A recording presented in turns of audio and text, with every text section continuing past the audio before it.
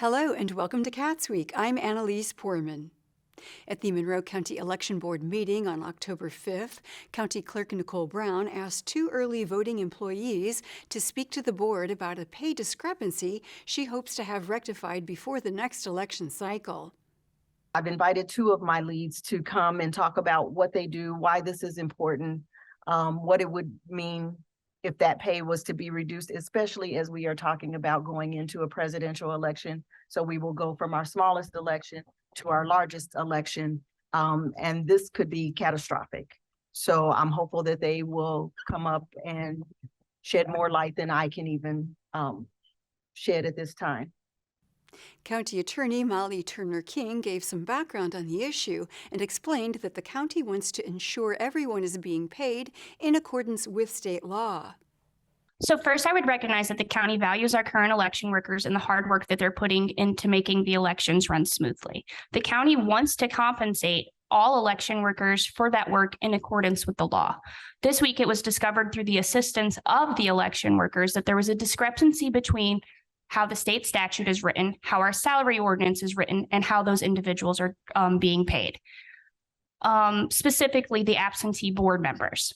The county is currently working on resolving this issue. I've been involved in multiple meetings this week trying to resolve this issue. In order to do so, the county is requesting that the clerk provide some additional information, and upon the receipt of that information, appropriate actions can be taken to amend our salary ordinance so that pay is in accordance with state law. Co-lead Peggy Roberts added that she sees some of her work as a donation, but that she would appreciate compensation. I do everything at home, so I just go ahead for these first 6 weeks or so. I just donate my time. I feel for myself, I feel I'm just giving back to my party. I don't expect to be compensated. If you want me to, I'd be more than glad to put the hours down. But I can tell you probably I work maybe 15, 20 hours within those 6 weeks. It's not a 1 day or 2 day thing. I mean, I was getting emails and texts up to this morning, and that goes on every day. And then, I mean, it's not just a 1 day thing like a lot of your, like the regular election day is. We have more responsibilities. Lutner outlined the responsibilities that they have as leads leading up to the election day. So then I'm 4 to 5 weeks before the voting starts, we coordinate our dates of early voting with voter registration. We get the necessary onboarding paperwork completed for each poll worker and into Election Central and schedule their training dates and times. We send out a mass email to all of them, communicating how many people we need per day. And of course, everybody has a different objective and how much they want to work. So then we have to match that with what our needs are and their training. So 3 or 4 weeks before, we're reviewing all those individual worker responses, and we draft a work schedule for both shifts, the morning and the afternoon, for all 20 days of early voting. I mean, election day is one thing, that's 1 day. We're doing this for 20 days. Clerk Brown corrected Lutner, saying that they work for 28 days rather than 20 days. Board member Judith Benkart asked if the problem was with how much is being paid or whether it is being paid in accordance to state law. Turner King responded. Molly, can you tell me whether it's an issue of how much is being paid or whether it's being paid correctly pursuant to state law? The issue is, okay, so our salary ordinance breaks it down for absentee boards, early voting, absentee boards counters, and absentee boards leads. Those positions do not exist in the state statute. The state statute just says absentee voter board members. The statute says that board members are entitled to a per diem to be set by the county fiscal, so the county council. Our salary ordinance provides for a per diem on election day only. Otherwise, it's an hourly rate. So we need to make these two items match. So it's not a question of Is anyone doubting the hard work that the leads are putting in? No, we all acknowledge that they're doing a fantastic job of making our elections run smoothly. It's not that we don't want to pay them. It's just we have to make our salary ordinance and the state statute match. Brown expressed concern that the lead personnel will quit after this upcoming election if the salary ordinance is not changed. I definitely feel I could make a case for why they need to make the same amount that people do on election day. But I can tell you this, one of the leads, not here today, but one of the leads did say, we will get you through this election. But if the pay is going to be reduced, good luck finding people next year. The next Monroe County Election Board meeting will be held on November 2nd. And we'll have more Cats Week after this message. For hurting families in Monroe County. A contribution to children who are vulnerable and in need of an advocate. A staff that goes above and beyond to support and advocate for children in need of services. The web of remarkable people who are dealing with difficult situations. So many young people that are in need of help and trying to find a stable family, a stable place to live.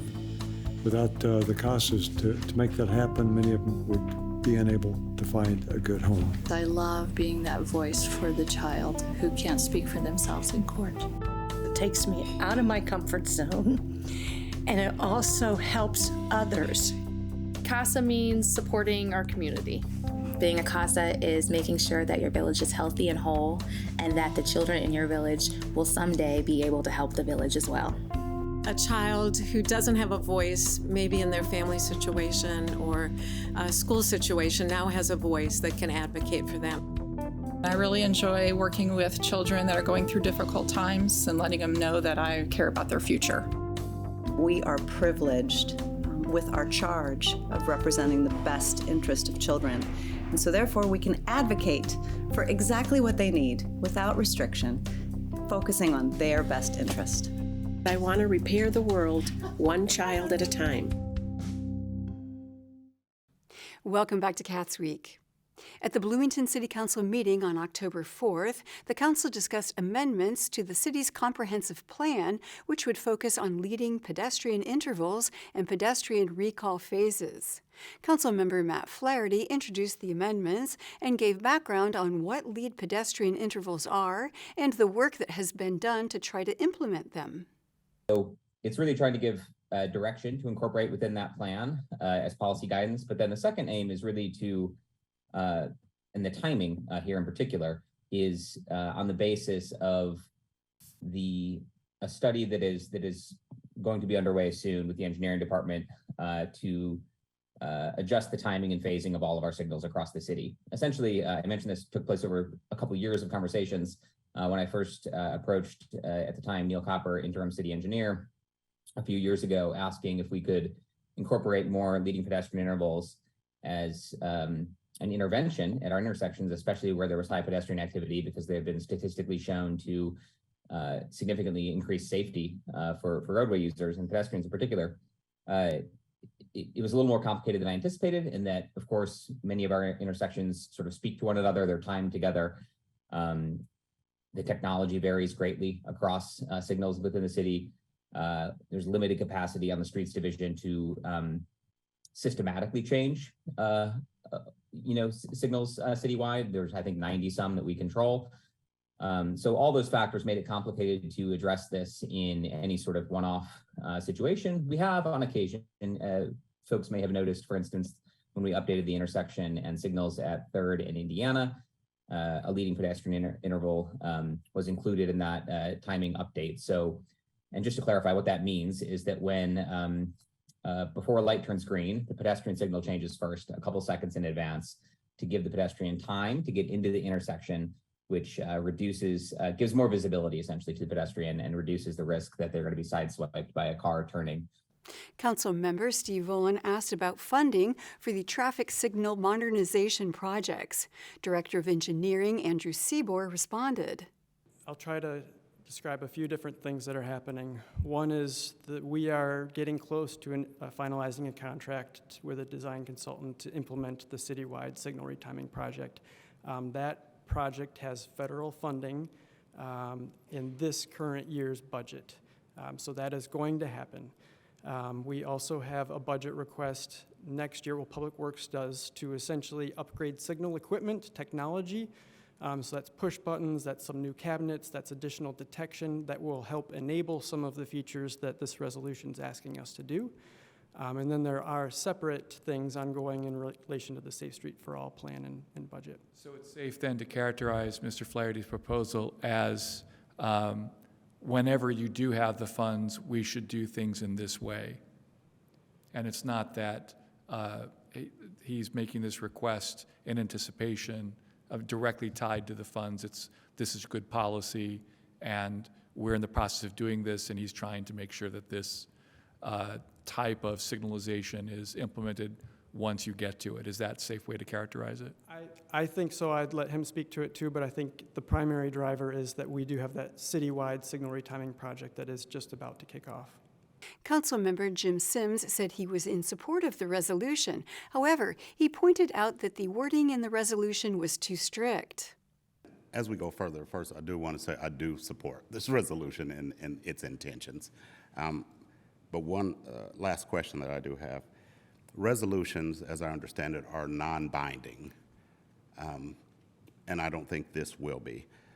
But I do see there's words like must, and it changes the Plan Commission's submission time from 60 days, 60 days to 300 days, which is more than non-binding. In fact, it kind of sounds a little bit binding, and I'm not so sure that's the intent, but that wording, does that make sense?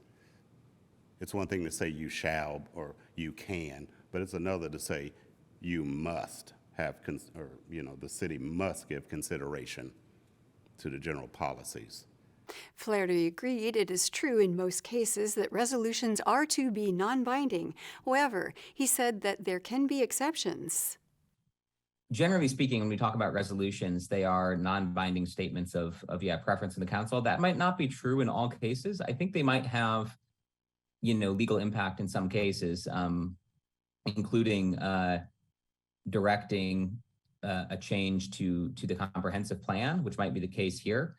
And so the only must I'm seeing in the ordinance is the fourth whereas clause that references Indiana code, section of Indiana code. It says each amendment to the comprehensive plan must be approved according to the procedures set forth in the 500 series, which is a reference to the section, and then goes on to say that the Common Council may direct the Plan Commission to prepare an amendment to the comprehensive plan.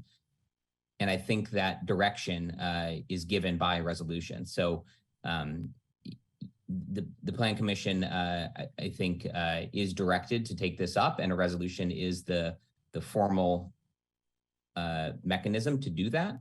Even though we have normally colloquially sort of referred to resolutions as non-binding, I think this might be different or an exception, but I would invite council staff to correct me if I'm incorrect about that or share additional context. Co-Director of City Relations for Indiana University Student Government, Olivia Young, spoke in favor of the resolution.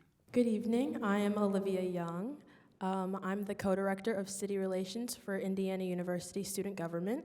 We deeply care about issues surrounding city development and bettering the city's policies, and we believe in the continual effort to make transportation and city services more accessible and efficient for all residents in Bloomington, including IU students. Resolution 2317 is supported by IU student government because it will help the many students that use traffic stops on a regular basis.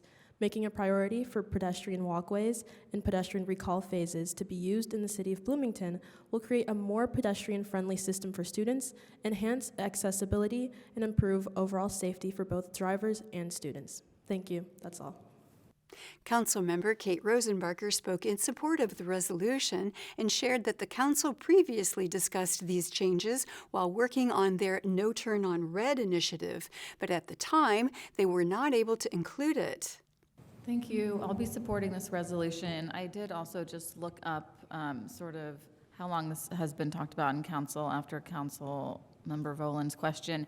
But we talked about doing this also around the no turn on red in downtown and the in campus mapping a couple of years ago that we passed in April 2021, but it was too cumbersome of a project to add in at that time. So I think it is nice that we've been talking about it, and it's just another one of those Vision Zero strategies that will help us hopefully lead to no traffic fatalities. The council voted unanimously in support of the resolution. The next Bloomington City Council meeting will be held on October 11th. And we'll have more Cats Week after this message.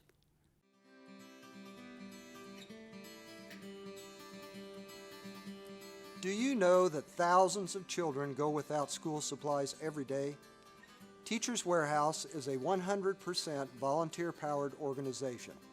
We service the educational and creative needs of students in Monroe, Brown, Greene, Lawrence, and Owen counties by distributing school supplies free to the teachers. Teachers Warehouse is composed of 7 rooms filled with books, pencils, paper, and even tools to motivate students. If it's in a classroom, we'll supply it. To donate new or gently used school supplies or volunteer, give us a call at 812-929-7522 or email us at contact@teacherswarehouse.net.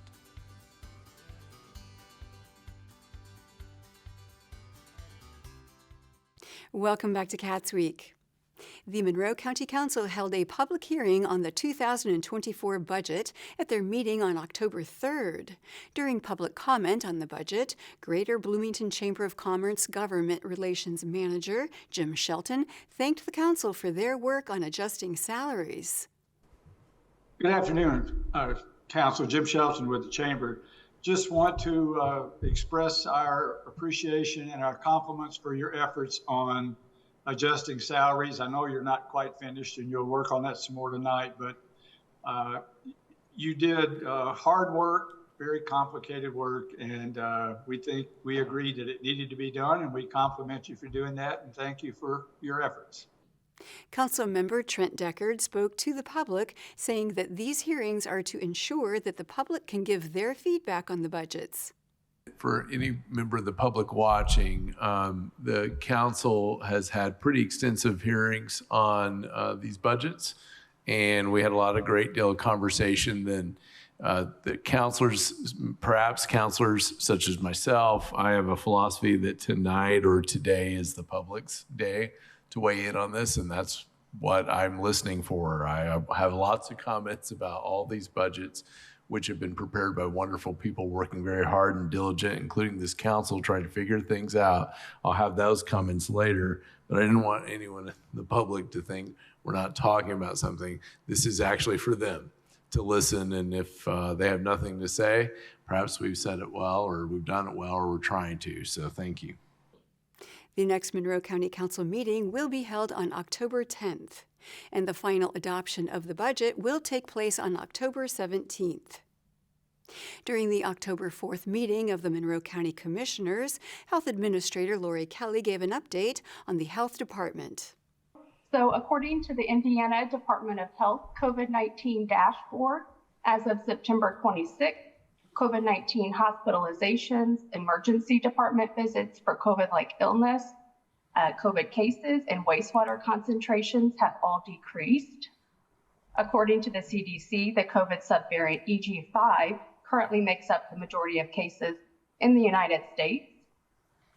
The federal government is offering 4 free COVID tests per household. These can be ordered at covidtest.com. There is no cost for shipping, and individuals will only need to provide their name and address. The public health clinic located on Miller Drive has flu vaccines. We are still waiting on COVID and RSV vaccine shipments, though. You can make an appointment by calling 812-353-3244. Commissioner Julie Thomas asked for clarification on the timeline for vaccines to be received. Kelly responded. Do you know approximately when you expect to get the vaccine in for COVID and RSV? So we were told that those should ship out this week. We have started scheduling appointments for those after October 19th. So we are scheduling appointments. We just don't have them yet. And so hopefully within the next few days, we will get those.